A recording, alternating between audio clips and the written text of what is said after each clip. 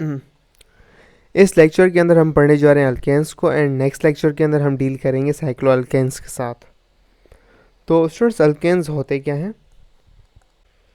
First of all, previous to lectures में हमें ये पता चला था अल्केन्स सैचुरेटेड ऑर्गेनिक कंपाउंड्स होते हैं। ओके, हाइड्रोकार्बन्स होते हैं ऑर्गेनिक कंपाउंड्स, और इसका जो जनरल फार्मूला हमें पता चला था इन जनरल टर्म कि CnH2n+2 हमें ये पता चली थी इन द प्रीवियस लेक्चर।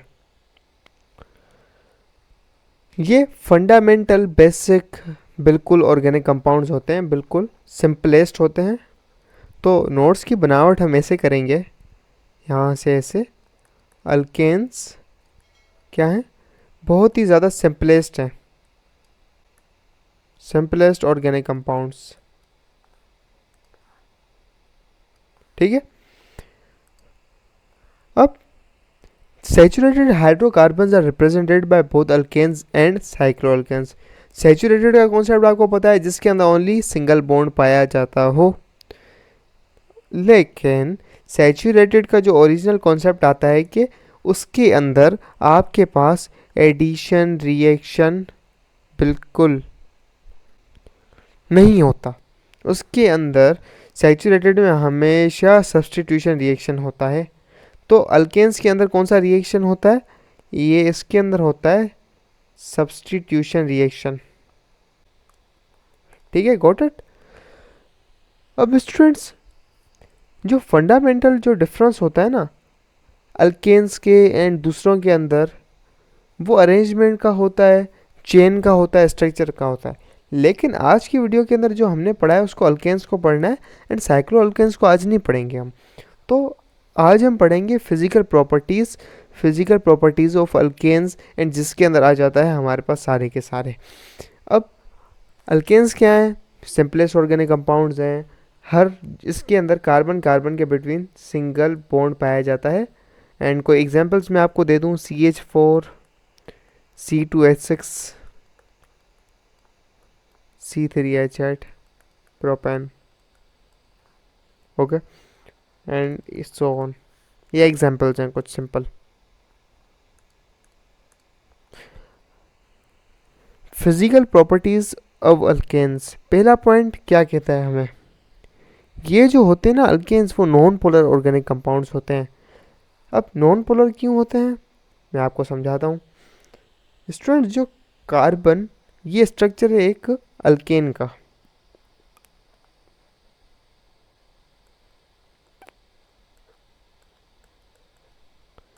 ये अल्केन का नाम क्या है? हमारे पास मीथेन।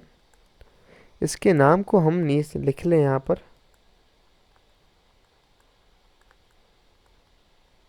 मीथेन।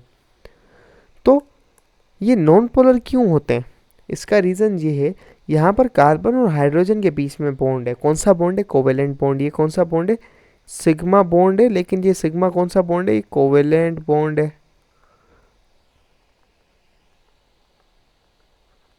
तो हम कार्बन की इलेक्ट्रोनेगेटिविटी को मालूम करें, कोई चीज़ पोलर होगी नॉन पोलर होगी, हमें कैसे पता चलेगा? उसके ऊपर चार्जेस होंगे। तो इलेक्ट्रोनेगेटिविटी अगर हम इसको देखें इसकी, तो कितनी कार्बन की कितनी होती है इलेक्ट्रोनेगेटिविटी? 2.5। और हमारे पास हाइड्रोजन की कितनी इलेक्ट्रोनेगेटिविटी होती है बेटा? वो होती है 2.1। अगर मैं आपको इलेक्ट्रोनेगेटिविटी का कॉन्सेप्ट समझाऊं कम से कम अल्फाज के अंदर, तो इलेक्ट्रोनेगेटिविटी क्या होती है? The ability to attract the shared pair of electrons. Okay, what does it mean? कि इलेक्ट्रॉन को अपनी तरफ माइल करके खींचने की सलाहियत जिसमें ज़्यादा होगी, उसकी इलेक्ट्रोनेगेटिविटी उतनी ज़्यादा होगी। मतलब इलेक्ट्रॉन को खींचा तानी के लिए, अपनी तरफ बुलाने के लिए कशिश किसकी ज़्यादा होगी? ठीक है, एक एटम जो होता है ना, उसके अंदर नेचुरली एक कशिश पाई जाती है इलेक्ट्रॉन से प्यार करने की। ठीक है, कुदरती पाई जाती है। देखें, कुछ लोग होते हैं दुनिया के, उनको अंदर केट्स से प्यार होता है, बहुत ज़्यादा प्यार होता है।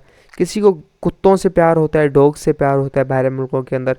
ज़्यादातर केट से होता है, किसी को दोनों से नहीं होता, किसी को रैबिट से होता है प्यार, खरगोश से।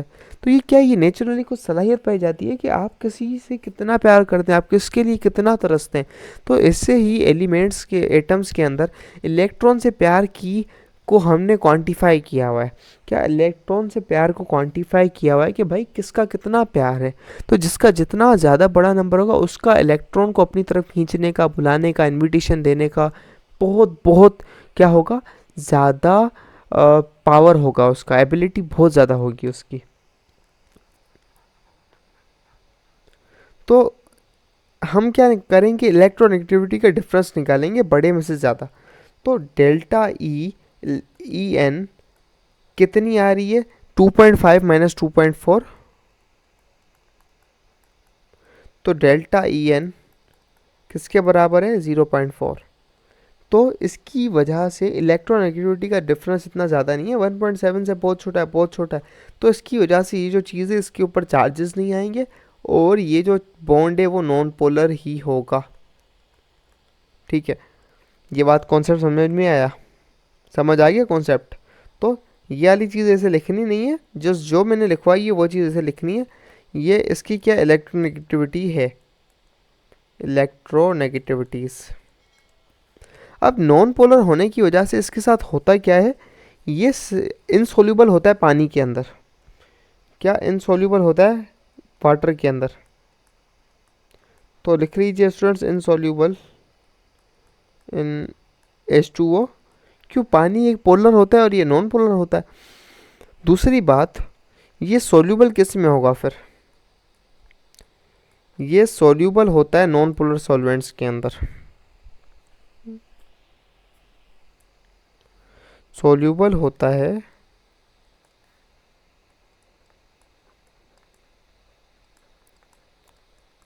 जैसे पेट्रोल हो गया,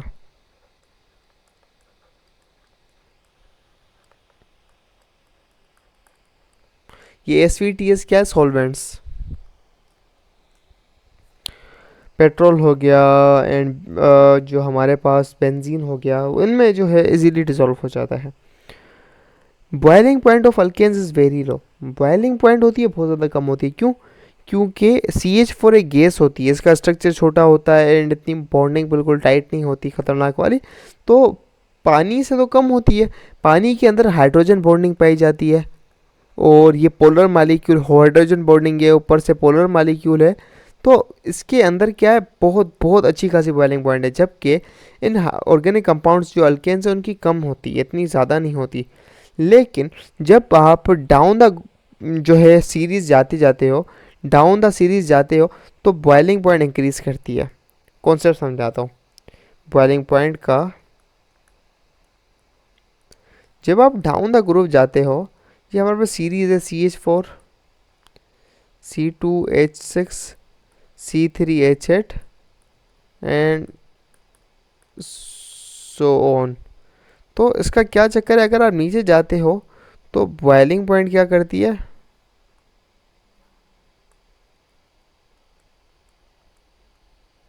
बॉइलिंग पॉइंट बहुत गंदा वाला इंक्रीज मारती है, बॉइलिंग पॉइंट इंक्रीज करती है। क्यों, क्योंकि रीज़न क्या है कि जब आप जाते जाते नीचे तो वो जो मालिक्यूल है उसकी साइज़ बढ़ती है। यहाँ पे कितने कार्बन है, एक कार्बन है, 4 हाइड्रोजन है। यहाँ पे लेकिन 2 कार्बन है और 6 हाइड्रोजन है। तो फ़र्क कितना ज़्यादा है, यहाँ पे 3 कार्बन है, इधर 8 हाइड्रोजन है। ठीक है, तो जैसे जैसे आप नीचे जाते हैं तो मॉलिक्यूलर साइज़ बढ़ता है, मॉलिक्यूल का स्ट्रक्चर बड़ा होता है। तो बड़ा होने की वजह से लंदन डिस्पर्जन फोर्सेस क्या करती हैं, इंक्रीज़ होती हैं। आपने फर्स्ट ईयर के अंदर पढ़ा होगा कि इसकी वजह से क्या होता है, लंदन डिस्पर्जन फोर्सेस क्या होती हैं, इंक्रीज़ होती हैं। तो जैसे जैसे स्ट्रक्चर बड़ा होता है ये जो पोलरिटी है बढ़ती जाती है और आपके पास बॉइलिंग पॉइंट इंक्रीज़ होता जाता है। इनका जो मेल्टिंग पॉइंट होता है,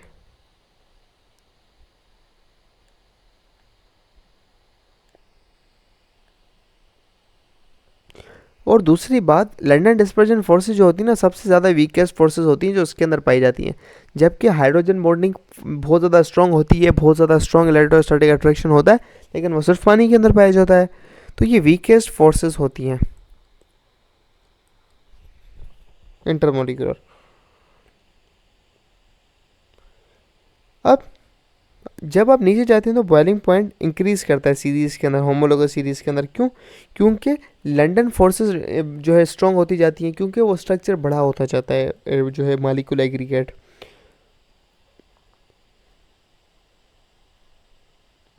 दूसरी बात, हमारे पास आपने पढ़ा होगा मेट्रो क्लास के अंदर, मैं आपको एक स्ट्रक्चर बनाता हूँ। एक है आपके पास पेंट पेंटेन नहीं, ब्यूटेन का स्ट्रक्चर। तो हमारे पास यहाँ पर है ब्यूटेन का स्ट्रक्चर, मैं आपको ड्रा करता हूँ। सी सी सी सी। तो अगर आप इस स्ट्रक्चर के अंदर देखें तो ये नॉर्मल स्ट्रक्चर है, बिल्कुल सादा सा एन। लेकिन अगर आप इसका एक आइसोमर बना लें, आइसोमर कौन सा? स्ट्रक्चरल आइसोमर, स्केलेटन आइसोमर बना लें आप इसका,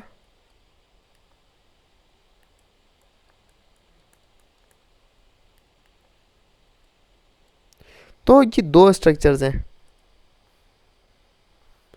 एक स्ट्रक्चर है आपका ये वाला, और ये एक स्ट्रक्चर है ये वाला। किसकी बॉइलिंग पॉइंट ज़्यादा है, किसकी कम होगी? तो स्टूडेंट, जो बॉइलिंग पॉइंट होती है ना हाइड्रोकार्बन के अंदर, तो नॉर्मल वाले की ज़्यादा होती है एज़ कम्पेयर टू ब्रांच्ड वाले की।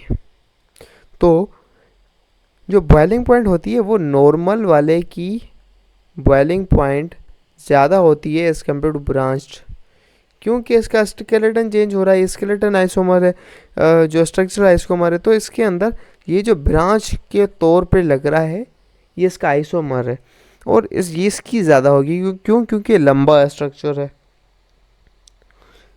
छठा पॉइंट हमारे पास आता है इसके अंदर, वो बताता है कि सी कार्बन 1 से लेके कार्बन 4 तक जो होती हैं वो गैसेस होती हैं, जैसे मीथेन, ईथेन, प्रोपेन, ब्यूटेन, ठीक है, गैसेस होती हैं।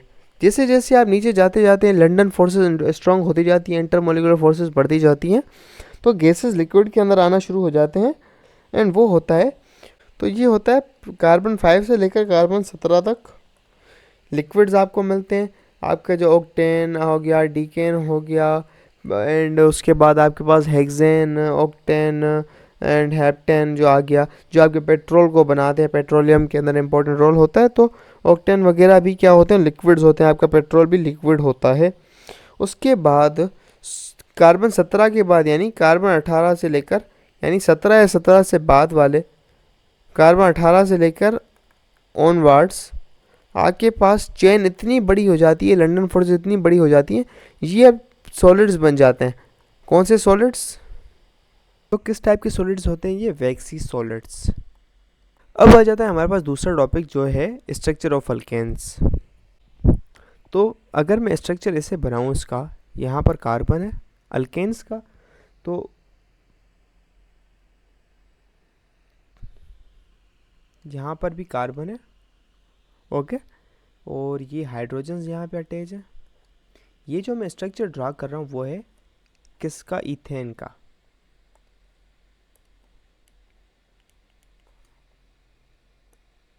इथेन। पहली बात, जो पहला बॉन्ड बनता है वो होता है सिग्मा, ये वाला सिग्मा बॉन्ड है, ठीक है। अब जबकि यहाँ पर साइडों में हाइड्रोजन अटैच है, ठीक है, ये वाली जो जगह है यहाँ पे हर जगह पे हाइड्रोजन अटैच्ड है, और इसका जो फार्मूला होता है वो होता है C2H6, राइट। तो यहाँ पे हर जगह पे सिग्मा बॉन्ड्स पाए जा रहे हैं, कहीं पर भी पाए नहीं है। तो कितने सिग्मा बॉन्ड है हमारे पास? ये 1 रहा, 2, 3, ठीक है। तो एक जो कार्बन है वो कितने सिग्मा बॉन्ड बना रहा है? वो 4 सिग्मा बॉन्ड बना रहा है, ठीक है। तो ऊपर लिख लीजिए, ये जो एक कार्बन है ये कितने सिग्मा बॉन्ड बना रहा है?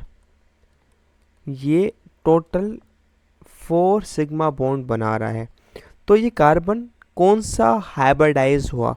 ये कार्बन हुआ sp3 हाइब्रिडाइज्ड, ठीक है। तो मुझे उम्मीद है आपको ये कॉन्सेप्ट आता होगा, आपने ये फर्स्ट ईयर के अंदर पढ़ा होगा हाइब्रिडाइजेशन का। ये sp3 हाइब्रिडाइज्ड है। ओके, अब इस जो स्ट्रक्चर का जो शेप बनता है, ये जो इथेन का मालिक्यूल है, इसका जो शेप होता है वो क्या होता है, कैसा होता है? इसका जो शेप होता है वो होता है टेट्राहेड्रल। चूंकि इसका ये sp3 हाइब्रिडाइज्ड है तो उसका जो शेप होगा वो होगा टेट्राहेड्रल। Tetrahedral, okay. और इसकी वजह से जो बॉन्ड एंगल होगा, बॉन्ड एंगल, बॉन्ड्स के बिटवीन जो एंगल होगा कार्बन और हाइड्रोजन के अंदर, वो लगभग 109 डिग्री के बराबर होगा। ठीक है, जो कि होता है 109.5 डिग्री के, ये बॉन्ड एंगल होगा। ठीक है, अब इस स्ट्रक्चर के अंदर कितने सिग्मा बॉन्ड हैं? इस पूरे स्ट्रक्चर के अंदर, पूरे स्ट्रक्चर के अंदर है 7 सिग्मा बॉन्ड्स। 7 सिग्मा बॉन्ड्स कैसे, अगर मैं आपको गिनवाना चाहूँ तो मैं गिनवा सकता हूँ। ये 1 2 3 4 5, ये 6 और ये 7वां, जो कि मैंने ऐसे टिक नहीं मारा। ओवरऑल कितने हो गए हमारे पास?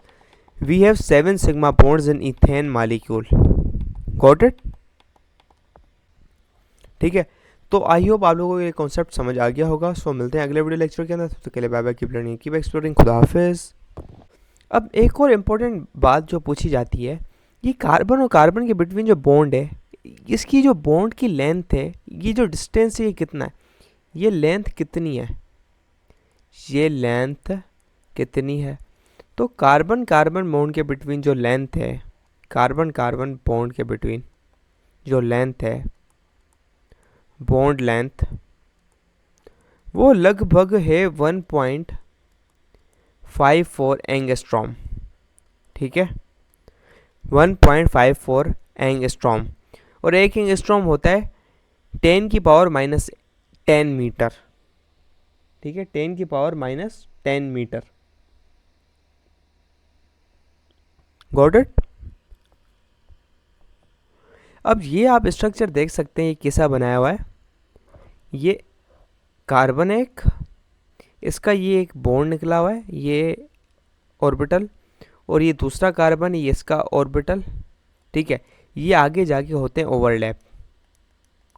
ठीक है, तो करीब अगर हम बनाएं तो ये ऐसे ओवरलैप होते हैं, और ये यहाँ पे एक हाइड्रोजन अटैच होता है, ये दूसरा हाइड्रोजन, ये तीसरा हाइड्रोजन, ये 1 2 3, यहाँ पे क्या आके अटैच होते हैं? हाइड्रोजन्स। एक हाइड्रोजन आया, दूसरा हाइड्रोजन, तीसरा, चौथा, पांचवा, छठा। ये जो मालिक्यूल का स्ट्रक्चर इस तरीके कार से है, और ये sp3 हाइब्रिडाइज्ड होता है कार्बन, ये वाला। ठीक है, गॉट इट? अगर आप इसको रीड आउट करें, आपको वही की वही चीज़ें मिलेंगी जो कि मैंने आपको बताई हैं।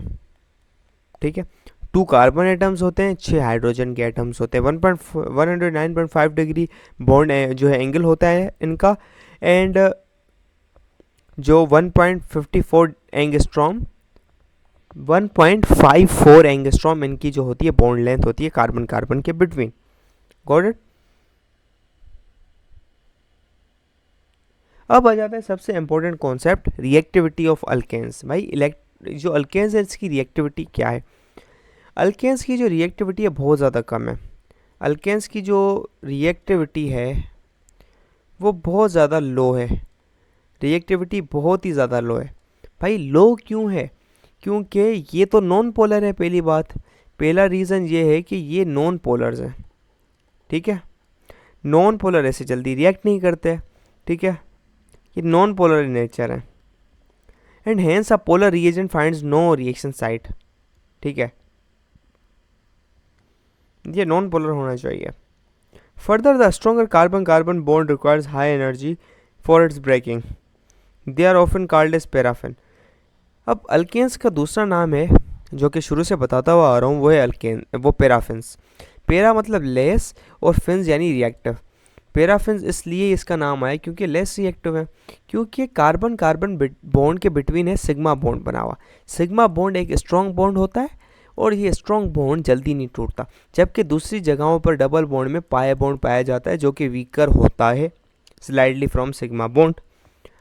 ये जो सिग्मा बॉन्ड स्ट्रॉन्गर होता है, सिंगल बॉन्ड होता है तो मतलब हार्ड होता है तोड़ना।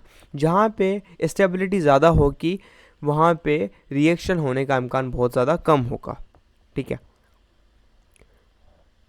पैरा मतलब लिटिल एफिन यानी एफिनिटी। ठीक है, पैराफिन की मायने क्या होती है, लिटिल एफिनिटी फॉर रिएक्शन। ठीक है, गॉट इट। सर्टेन कंडीशन के अंदर ये जो होते हैं अल्केन्स हेलोजिनेशंस के अंदर जाते हैं, कंबशन जाते हैं, क्रैकिंग के अंदर जाते हैं। ये क्या होती है भाई, इनका जो रिएक्टिविटी होती है वो होती है सब्सटीट्यूशन होती है। इनकी जो रिएक्टिविटी होती है सिर्फ एक चीज़ करते हैं, होती है सब्सटीट्यूशन।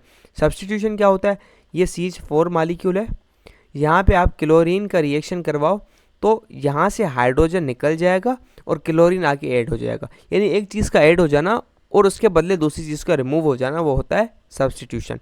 तो ये क्या करते हैं, सब्सटीट्यूशन रिएक्शन करते हैं सिर्फ और सिर्फ।